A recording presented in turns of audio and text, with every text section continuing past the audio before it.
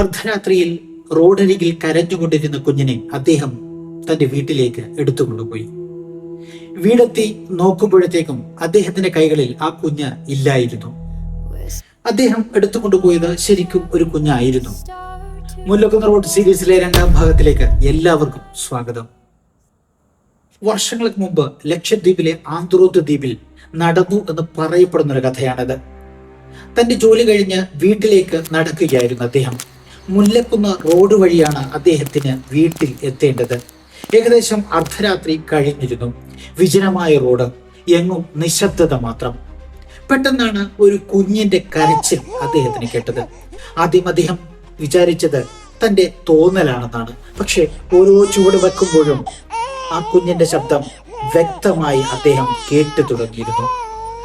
സാധാരണ ആളുകളെ പോലെ ഭയം എന്ന വികാരം അദ്ദേഹത്തിന് തൊട്ട് തീണ്ടിയിട്ടില്ലായിരുന്നു.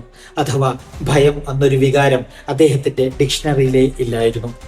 കുഞ്ഞിന്റെ ശബ്ദം ഓരോ ചുവട് വെക്കുമ്പോഴും കൃത്യമായി അദ്ദേഹം കേട്ടു തുടങ്ങിയിരുന്നു. ചുറ്റിലും അദ്ദേഹം നോക്കി. റോഡിന്റെ ഇരുഭാഗങ്ങളിലും തെങ്ങിൻ തോപ്പുകളിലും ഒക്കെ നോക്കി. പക്ഷേ കുഞ്ഞിനെ കാണാനില്ല. തന്റെ വീട്ടിലേക്ക് ഇനി വളരെ കുറച്ചു ദൂരം മാത്രം ബാക്കി. പെട്ടെന്നാണ് അദ്ദേഹത്തിന്റെ ശ്രദ്ധയിൽ ആ കാഴ്ച കണ്ടത്. വിജനമായ ആ റോഡിന്റെ ഒരു ഭാഗത്ത് ഒരു കുഞ്ഞ്. കണ്ടാൽ ഏകദേശം 2-3 മാസം മാത്രം പ്രായമുള്ള ഒരു കുഞ്ഞ്.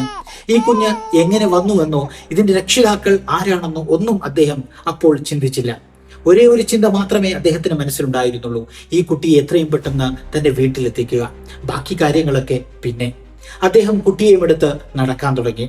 ആ നടത്തത്തിന് പതിവിലും കൂടുതലുള്ള വേഗതയായിരുന്നു. അദ്ദേഹം തന്റെ വീട്ടിലെത്തി. വീട്ടുകാരെ വിളിച്ചുണർത്തി. ദാ എനിക്കൊരു കുഞ്ഞിനെ കിട്ടി എന്ന് പറഞ്ഞ് വീട്ടുകാരെ കാണിക്കാൻ നോക്കുമ്പോൾ ആ കൈകളിൽ ആ കുഞ്ഞ് ഇല്ലായിരുന്നു. അന്ന് രാത്രി യഥാർത്ഥത്തിൽ അദ്ദേഹത്തിന്റെ കൈകളിൽ ഉണ്ടായിരുന്നത് ഒരു കുഞ്ഞായിരുന്നു, അതോ മുല്ലക്കുന്ന് റോഡിലെ ഒരു ദുരൂഹ സാന്നിധ്യമോ? എന്താണ് നിങ്ങളുടെ അഭിപ്രായം കമന്റ് ചെയ്യുക.